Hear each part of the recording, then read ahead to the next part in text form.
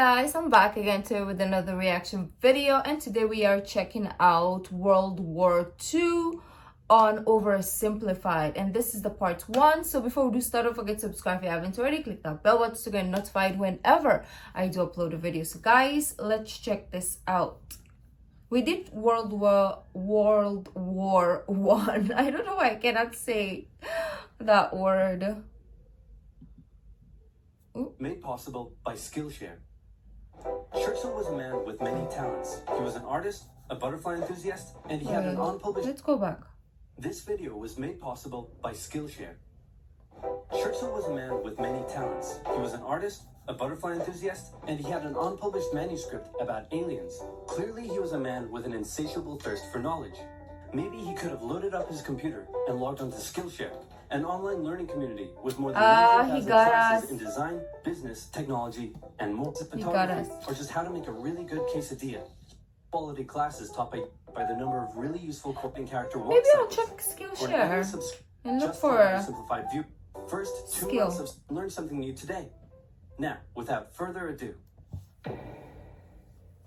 it's 1902. A young man by the name of Benito Mussolini moves from Italy to Switzerland to avoid military service.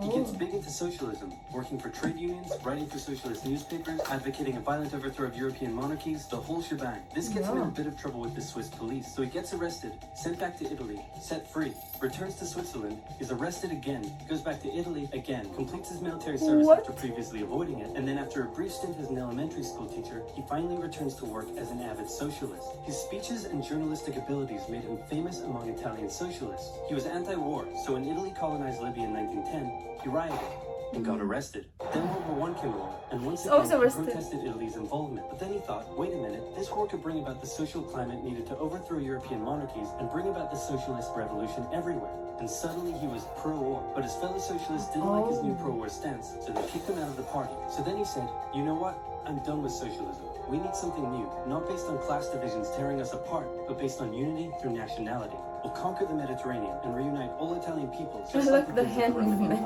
I'll call it fascismo, and it will guide the Italian nation to greatness. Fascismo. That's all well and good, Mr. Mussolini, but what kind of haircut am I giving you? Let's go with...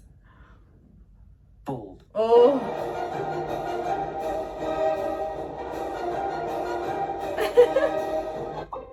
Those memes. 2. Italy had been on the winner's side in World War I, and they hoped they were going to get a lot out of it, but in the end, they only got a little, and they felt cheated. On top of that, a bad economy and weak governments meant that the Italian people were a little unhappy. So when Mussolini came along and said that he could fix everything, his fascist movement gained a lot of support. In 1922, he went to the king and said, make me prime minister, or I'll make me prime minister. And the king said, you and what army? This army. Fair enough. Then he went about establishing a dictatorship with himself at its center. Europe had its first fascist dictator. Next up, Germany. Germany had been on the loser's side, and they got absolutely wrecked by the Treaty of Versailles. They lost territory, had to demilitarize the Rhineland, had to reduce their army to just 100,000 men, couldn't have an air force, had to pay the Allies a huge amount of money that it didn't have, and a new rule was established that every Englishman withheld the right to walk into the center of Berlin, pick out any German they wanted, and spank the hell out of them. I made that last one up, but it helps you understand how old this felt. I was gonna question, I was like, really? But okay, he made it up. Any German they wanted and spanked the hell out of them. I made that last one up, but it helps you understand how all this felt to Germans. On top of that, a bad economy and weak governments meant that when a small angry man with a silly mustache came along and said that he could fix everything, the German people loved it. Hitler had been a soldier during World War I, and he was crazy patriotic, and nobody was madder than him about Germany's humiliation. Well, we reacted to the history history of Hitler, so it helps. Us going like starting from the bottom or starting from the start on Oversimplified is helping us understand more of this newer videos or history. He helped start a new political party, and in 1923 attended a march on Munich with his boys. And then he got arrested. But his popularity grew and grew, and in 1933 the president made him chancellor. He believed he was Germany's great destiny. Remember, and he went full megalomaniac, establishing a dictatorship with himself at its center. Europe had fascist dictator number 2. Hitler and Mussolini had a lot of the same ideas, but more importantly, they had the same enemies, and they started to get along. Anyone else want to be friends? Franco? No? You good? I do. Who's that? It's Japan, and they've taken over northern China. Let's rewind a bit. Japan had isolated itself from the rest of the world for over 200 years until the Americans showed up and said, you're going to trade with us and you're going to like it. Then the Western powers imposed a bunch of unequal treaties, meaning Japan's economy was bust. They also had no natural resources, so they decided to go get some. They went to war with China to gain a sphere of influence over Korea, and they took a bunch of China's stuff. But then the West said, hey, cut that out. And since Japan couldn't take on the West, they said, okay, I guess we'll just go home. Wait a minute, what are you doing? Taking advantage of a weakened China and setting up spheres of influence. But I was the one who weakened them. We know. And you guys didn't let me have anything.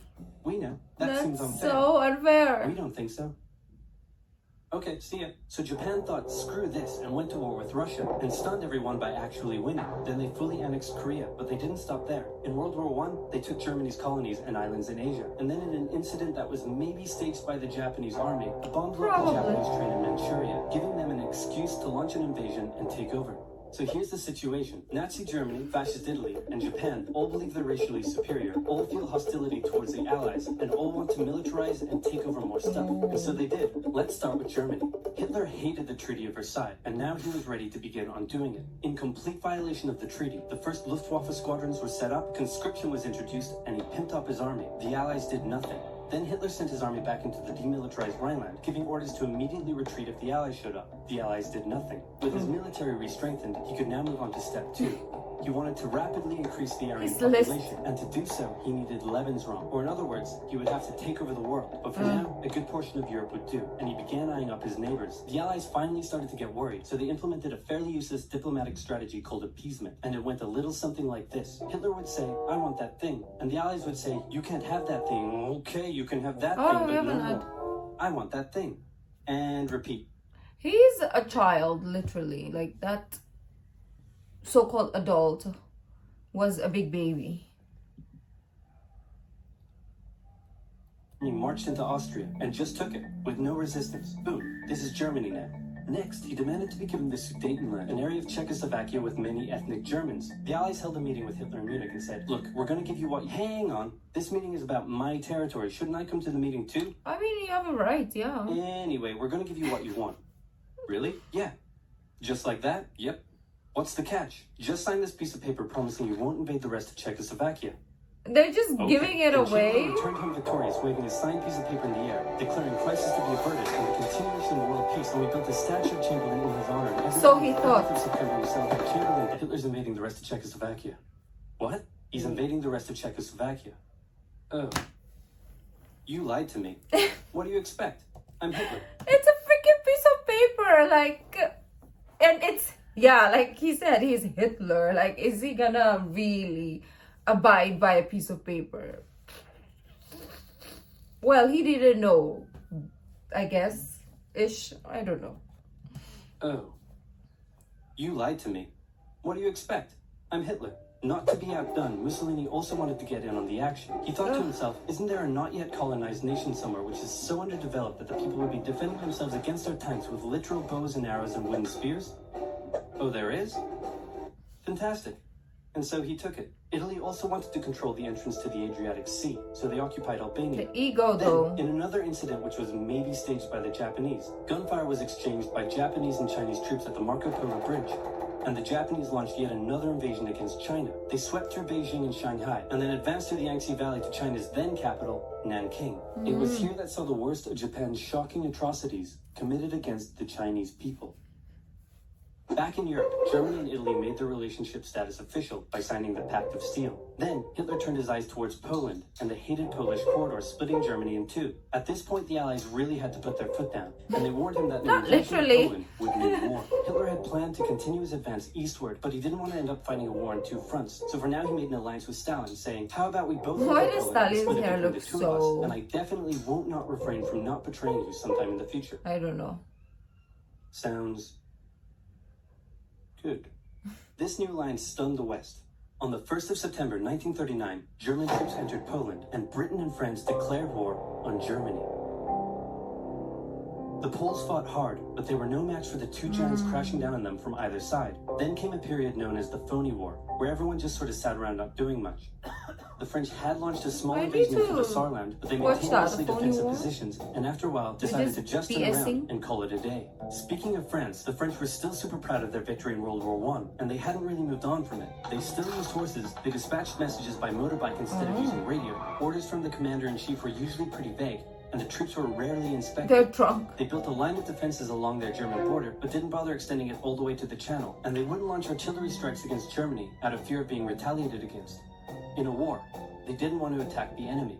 And at first the UK wasn't much better. Chamberlain still naively hoped that the war could be ended diplomatically. Instead of bombing raids, the RAF dropped propaganda leaflets over German cities, which one air marshal said likely did nothing but provide the continent with toilet paper for the duration of the war. They also only sent 200,000 men to France, while the French had mobilized millions. Both Britain and France wanted to avoid a repeat of the First World War, and so they wanted to keep the war as far from home as possible.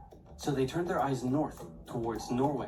Neutral Sweden was exporting iron ore to Germany through neutral Norway, so the Allies asked them if they could please stop exporting iron ore to Germany, but this request was refused. Then the Soviet Union attacked Finland, so the Allies said, how about we land troops in Norway and move them across Sweden to go help out your good pal Finland, and along the way maybe take control of all your arms. But Norway and Sweden still said no. So the UK mined the waters around Norway to force any transport ships into international waters, and they also attacked a German tanker they found in the area. Hitler realized what the Allies were up to, and he quickly moved to secure his supply of iron ore. He launched an invasion through Denmark into Norway. The Allies rushed to land troops at key ports along the coast, but Germany had taken control of Norway's airfield, and their air superiority decided Norway was like chilling, making money, and to retreat. Look After at this this slightly embarrassing failure, Chamberlain resigned and was replaced with Winston Churchill, who had a slightly different approach to dealing with the Germans. Hitler's overall strategy was similar to...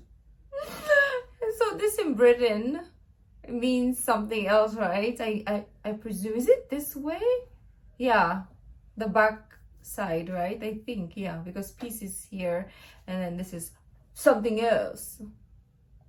With Winston Churchill, who had a slightly different approach to dealing with the Germans. Hitler's overall strategy was similar to Germany's First World War strategy. Attack France, defeat France, knocking out the UK in the process, then turn on the Soviet Union and win the war. During the phony war, the Allies had given Hitler time to prepare his forces. Now, he was ready to attack. The Allies had wanted to place troops in Belgium, but they Belgium were texting, refused, and in a move that surprised pretty much no one, Hitler launched an invasion to get around France's defenses. The Allies charged into Belgium at full speed to meet the German invasion head-on, and it looked like a repeat of the First World War was coming. But this time, Hitler had a trick up his sleeve. Blitzkrieg. As the Germans advanced, they sent thousands of refugees westward, slowing down the Allies. Then, to the south, the French had left the Ardennes, an area full of hills and forests, pretty underdefended, because they thought it was naturally impenetrable, while the Germans were about to penetrate it with everything they had. They smashed 50 Wehrmacht divisions through and encircled the Allied armies at lightning speed. The best of the Allied forces were now trapped. The Germans squeezed in from all sides, taking out France's best armies, and nearly wiping out the British too. But they managed to make a desperate last-minute escape at Dunkirk, with British civilian ships even making the perilous journey to bring their young men home. With most of the French forces depleted,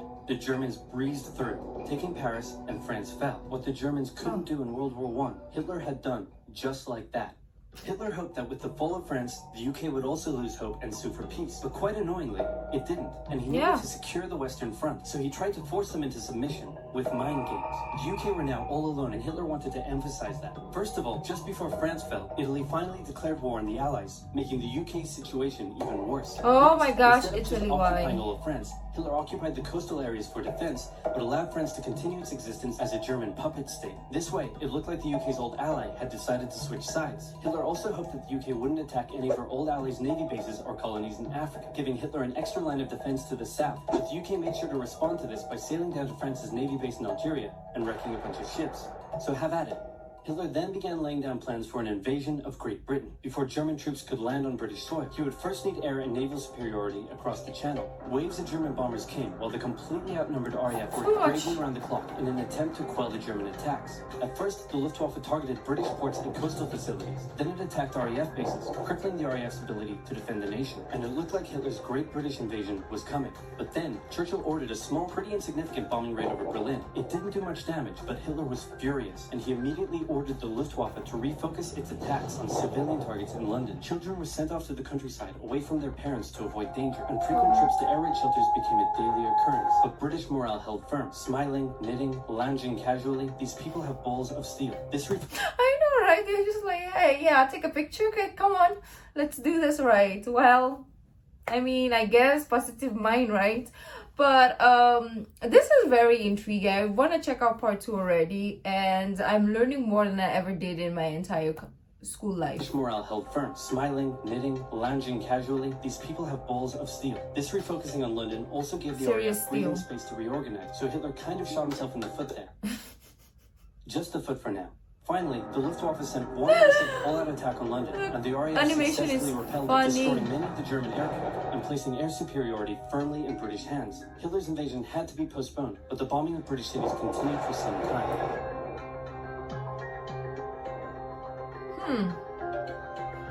Very intriguing.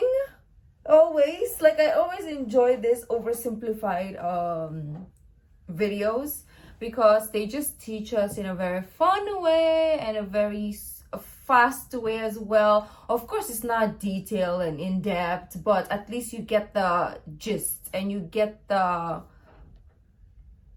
Yes, you guys understand, right? So anyways, guys, we'll be checking out next the part 2, which will be uploaded on Friday. So if you like this video, don't forget to give this video a thumbs up, subscribe if you haven't already. I'll see you in the next video. Bye.